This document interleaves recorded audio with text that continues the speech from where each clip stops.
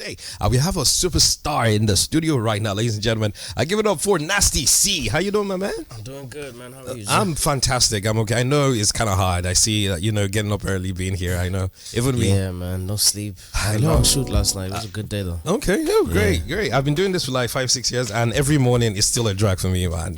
Man. Mornings are not nice. I know. Yeah, It's crazy. Not your first time in Nigeria, though. Yeah. You look like a local now, so you could pass for. Yeah, man. You could pass for a Shego. They gave me a Nigerian name. Yeah, which is Ibuka. Yeah, they said I look like an Igbo man. So yeah, I said, okay. Let's go. That's nice. Yeah, man. The last song we just played, that's Lemon's Lemonade, one of my favorite songs. Rest in peace, AKA. Yeah. I still can't wrap my head around the craziness that's happened. Yeah. And one thing that struck me about that song was the dexterity of your rhymes, though. Towards the end, I like that. I got a little thing called Taz, wrote a little thing called Daz. She wrote a little thing called Eyes. I'm like, yeah, that's nice.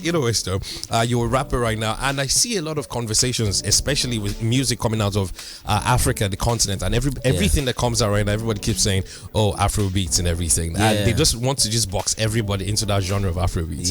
So you being a rapper, though, how does that make you feel? At first, I don't lie. I used to take offense to stuff like that. I used to just think, you guys don't care enough about us to look a little deeper, a little closer, to see, oh, that's not Afro beats, that's Gorm, that's this, that's that. But now it's like, I don't really care. Yeah, you just do your thing, right? Yeah, I don't care, man. It's cool. Yeah. So I listen to a lot of your music, though. So your music often explores like personal and social themes. You understand? I don't know if it's because when you listen to a lot of South African music, though, you hear a lot of that. So I don't know if it's by the virtue of the fact that you're South African or maybe how you grew up. So why? Anytime I listen to your songs, there's always something deep underneath. Yeah, I think it's the way I was raised. I think, I wasn't a really like a talkative guy. I wasn't the type of person to speak to people about the stuff that I was dealing with, going through, struggling with in my head, type of thing. So when I found music and I discovered that I could write and paint these pictures like in audio form, I was just like, all right, I'm just gonna use this as like my voice and tell my stories through music. Okay. And it's just always worked for me, man. And then obviously some songs connect, and then you see that, oh, it's like a lot of people relate to that kind of stuff, and it just feels really good being able to tell a common story. It's not just my story, someone else is experiencing the same thing. Yeah, man. Okay, that's great, though. So I loved Strings and Blinks, though. It's one of my favorite projects from you, though. But you have a new one out right now. Yes. Okay, cool. Then it has that single Endless. So how's it doing, though? How does that make you feel? Makes me feel very proud, man. We put in a lot of work making this album. We're very intentional with everything, and I had my fingers crossed the entire time. Like the period between finishing the album and dropping the album, I was just nervous and anxious. Why? Man. Just because I wasn't sure how it was gonna land, how people were gonna receive it, type of thing. It's very common to get nervous about something that you care about. I know. Yeah, true. Yeah, so when it finally dropped, the fans went crazy. Everyone was loving it, and I was just super proud, man. Okay, that's great. Yeah. And also, I see you do a lot of performances, especially back home in South Africa. So is there one performance that actually stands out for you? Like like every time, maybe if you stop rapping and you venture into something else, you always remember that one. Specifically from South Africa? Yeah, maybe anywhere you've been in the world. Okay. Let me think. I don't want to just say an answer. Yo, it's actually the IVYSON tour. So I have a show. It's kind of like a festival type of thing. I do it almost every year. It's called the IVYSON tour. Okay. And this one time I had a show in Durban, which is my home city.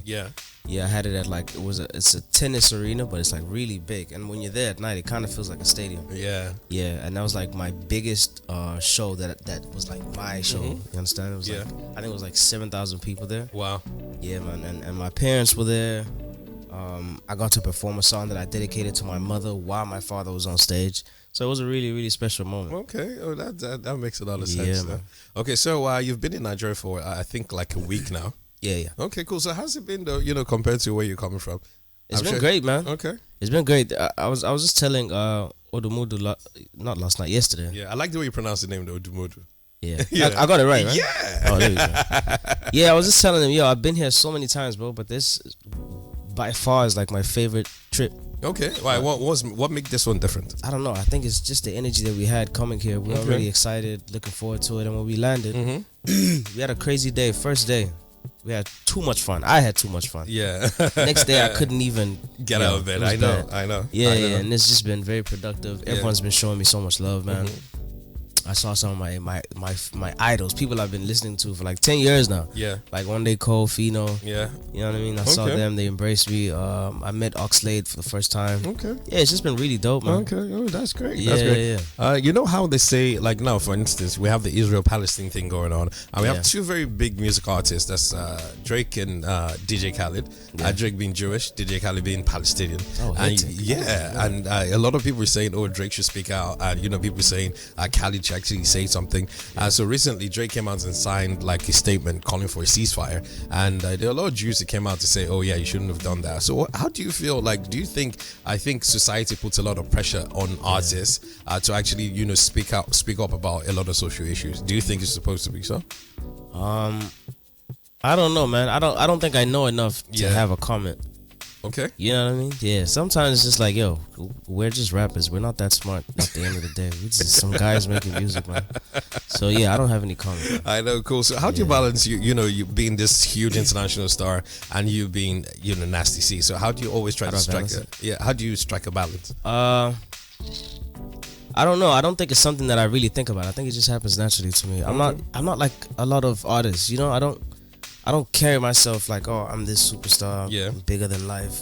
I'm the most important guy in the room. I don't do that, man. I actually don't even like being around people all that much. I like my space. I like to hang out with my people. And I just stay to myself, man. Yeah, okay. Yeah. All right, so you broke into... very easy. Yeah, I know. So you broke into the industry young, first time I heard your song and everything. So for any aspiring rappers right now, do you have anything to say to them? People that want to rap, people that want to follow your footsteps. It's probably gonna sound cliche, but just like, just believe in yourself and be yourself. You know what I mean? And be whatever it is that you believe is dope and cool. Don't let anyone else impose an idea of cool on you. On you. Yeah, don't let that be the case. Just be whatever you want to be, man. Okay. Yeah, we live in a time right now where you can literally be anything you want to be, and you can make it without a lot of people's help. If you have a phone and the internet, you're nice. Sure. You know what I mean? Yeah. True. So, like I said before, all I just want to point out right now is that Endless. I play it a lot of times on the radio, though. Thank you. So, what was the idea behind when you made this song? Like, what was going through your mind? Just love, man. I really just wanted to make a song about love, but not have it be like, about intimacy and stuff like that. Just love, just general love, man. Love for your people, love for life and stuff like that, I think the world came needs, together really great. Yeah, man. And the world needs love, to be honest. Man. Like, just trying to put out so much animosity out there right now. Bro. Everybody's at each other's throats and just doing stuff. Just putting out positive vibes, bro. Positive, you know what I mean? Yeah. Okay, cool. So are we gonna see any you just dropped the album between now and the end? Look at me saying between now and the end of the year. The end of the year is next month. So 2020, isn't that crazy? This year, it's crazy, man. Yeah. So for 2024, what are we to expect from you? I think you will make a fantastic actor, though. You think so? Yeah, I used to watch a lot of South African soaps when I was growing up. Isi Dingo. Yeah. There was there's Generations. That's my favorite one. So there's a whole lot, and I love South African actors. They bring a lot of like the music. Anything that you guys do, there's a lot of spirit. There's a lot of vim. In you guys just embody it. So I think you do well as an actor. If you said this to me about a year ago, I would have just said no, laughed, and then we would have went on to the next subject. But a lot of people have been telling me that as of recently, they told me to at least give it a try. And somebody that actually helped me out with my first and my only acting gig, actually, Alma Kamata, she's on Blood and Water. Okay. I like that one. I was there for like 5 seconds. Yeah. But she helped me out with that whole, with that 5 seconds. And she was even telling me, I saw her, she came to my show in Joburg, like last Saturday. Actually, the Saturday before that. Yeah. And she was just like,